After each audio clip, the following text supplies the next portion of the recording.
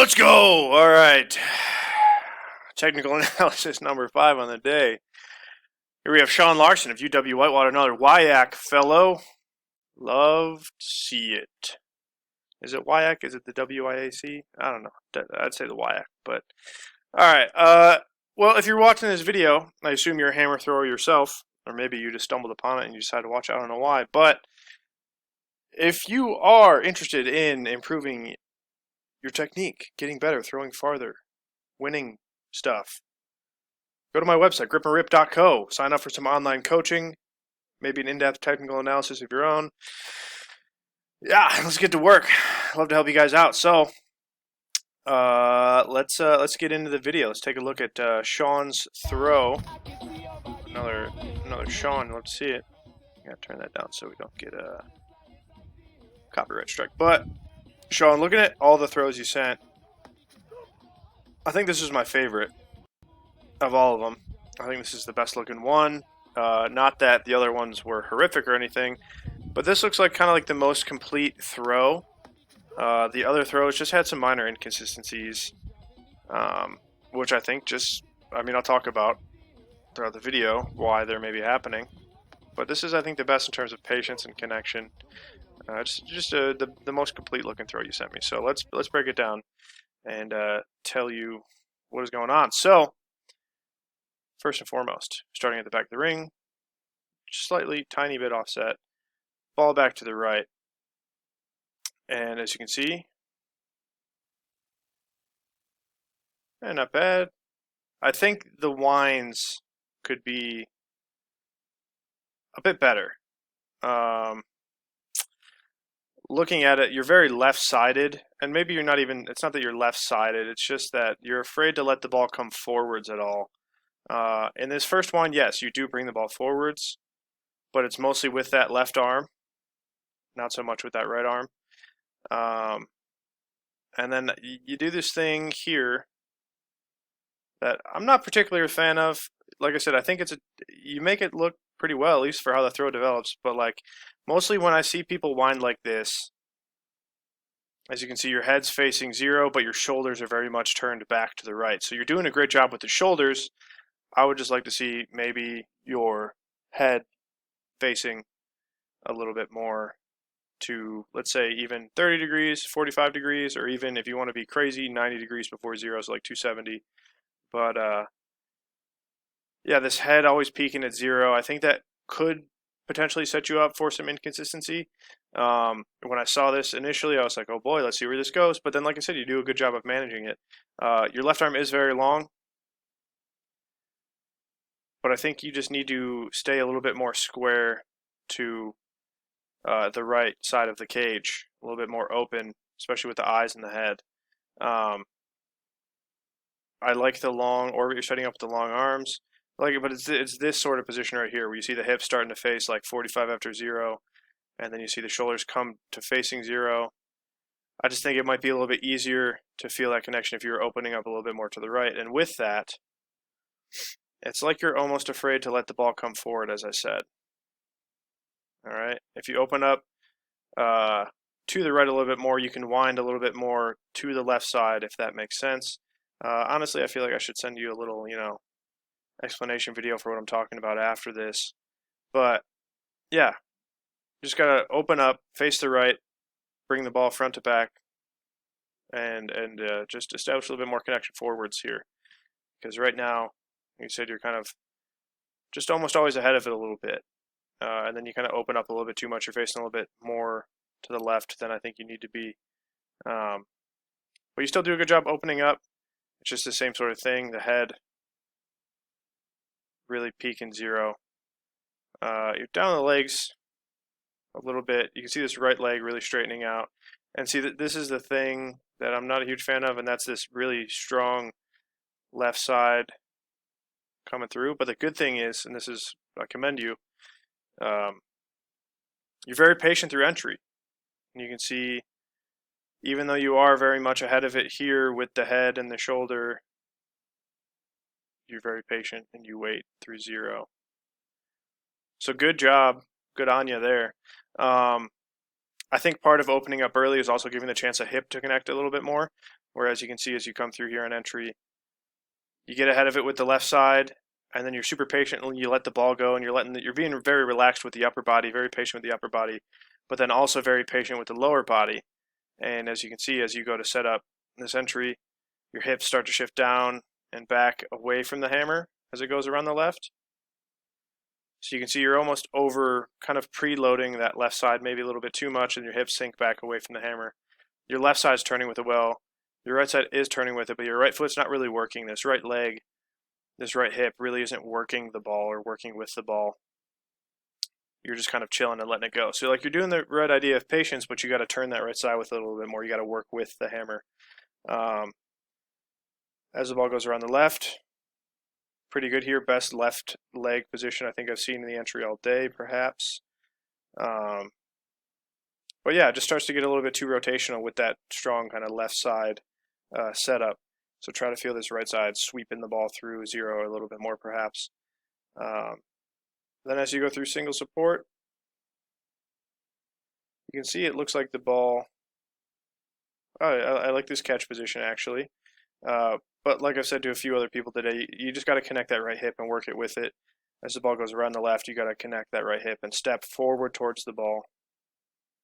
You do a good job chilling. You're waiting, and then you're chilling, and then it looks like you reach this point. You're like, all right, I'm going to put my foot down now, and you kind of step around. Where when the ball goes around the left, you should be thinking stepping towards the ball, like probably like through here. So as the ball reaches the sector line, right sector line, or what would be the right sector line, you got to step forward towards it. Doesn't have to be an aggressive lunge forward, but just right hip towards the high point. All right, high point's right there. Step towards it. And then the ball will finish the rotation for you, and you'll catch with his right foot a little bit more forwards into the sector. You'll have a little bit more tension, a little bit more stability in that catch. All right. So not bad. Not bad single support, but could be a little bit better. Catch on the foot kind of collapses a little bit. Your feet are very narrow. As you can see, it looks like they almost hit each other. Like I said, getting down the legs, maybe this is a very arbitrary thing. Some people say, oh, how do I get my feet tighter or whatever. I think it's just a natural thing. Like it looks like you have good balance here. You catch, you're chilling. It's pretty good. But with that lack of kind of right side working forward towards 180, you catch, and there's just not much, like I said, pressure forwards. So then you're going to see this left side turn and open up. Or sorry, left side turn and crank a little bit, especially this left heel. See that left side cranking down, starting the rotation, and the right side's doing what it can to catch up. But a lot of tension through this left shoulder kind of up through the ear kind of. And then as you go to turn and rotate, this right side doesn't really have much to work with. So it turns slightly and then it stops, and then the left side takes over. It's very interesting to see that kind of segmentation. So it's like left side's turning, then the left side stops, then right side turns, then right side stops, then left side finishes the turn. And as you can see here, this right leg's kind of pointed almost back at zero, while this left foot's almost pointed at 180. So impressive mobility. But yeah, and then it's not perfect zero kind of camera angle, so it's hard to tell exactly how stable this left side is. But like looking through zero, it's not bad. But watching this motion here with this left leg opening and the right side not turning at all means that right side's not really working and being as stable as it could be to stabilize that left side. But like I said, the orbit, you're still getting it pretty long out left. But yeah, this left leg flopping open. You got to turn your legs together with the ball.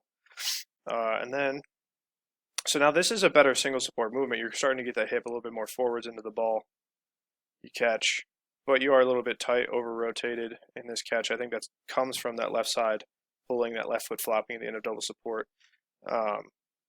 Just not 100% connected.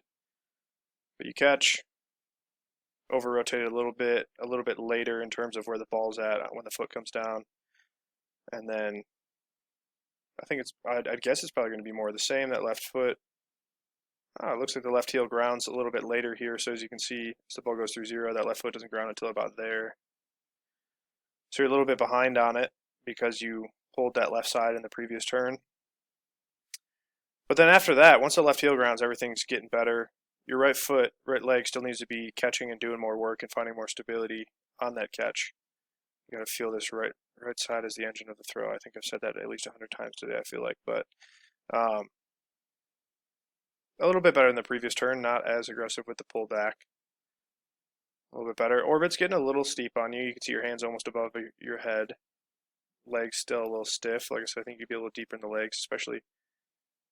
Yeah, it looks like you could drop this left knee forwards as you step to the ball. So like I said, right hip stepping to the ball, left knee drops to 180 to allow that forward translation across the circle. Because if this left leg's stiff, then you have to step around no matter what. And you get a little bit of over rotation here, about the same catch position in terms of where the ball's at. In the previous turn, that left heel grounds earlier now. But your arms are straight, so that's one thing I wanted to, like I said, commend you on. Your arms stay pretty straight. You stay pretty square to the ball with the upper body. It's just the lower body's doing some funky stuff, and you see as the ball comes through zero, that heel's grounded. And then you get a little bit of straightening in the legs, really tiny amount right here. Straightening and opening up early, just ahead of the ball. All right. So, kind of pulling the ball through this double support, but it's good long connected upper body, so that's always good. That's always a win. And you start to see this left shoulder come up even more here. The ball gets up on you, hands above the head, a little rotational in the lower body, and then you catch a little bit later than you even did the turn before. So, as I've said in the past few videos, you want to see the ball grow a little bit towards the sector. So you want to catch with the ball just a little bit deeper each and every single turn. That's a sign of a good throw. But you catch, and then you're in a pretty good position. Your hips are underneath you. You're able to come through, and you can even see on the finish, you're extending up through that left leg, through the hips, but that right side's not really turning with it, which means that's the left shoulder doing most of the work. You're getting your hips into it, but that left shoulder is kind of leading the way. So good finish, pretty solid.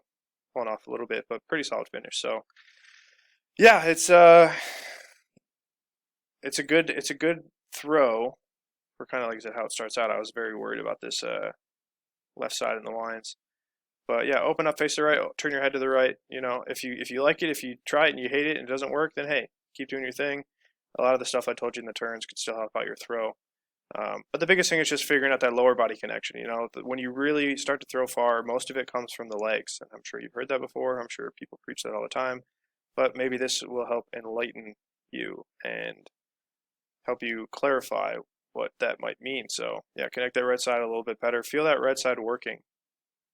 Feel a little bit more right side hand pressure. Relax that left side and stay square with the ball, with the hips and everything. And then as you go through the throws, a little bit deeper in the legs, you find better direction with the lower body. I think it'll be pretty good. So yeah, good work. Excited to see how you do this year.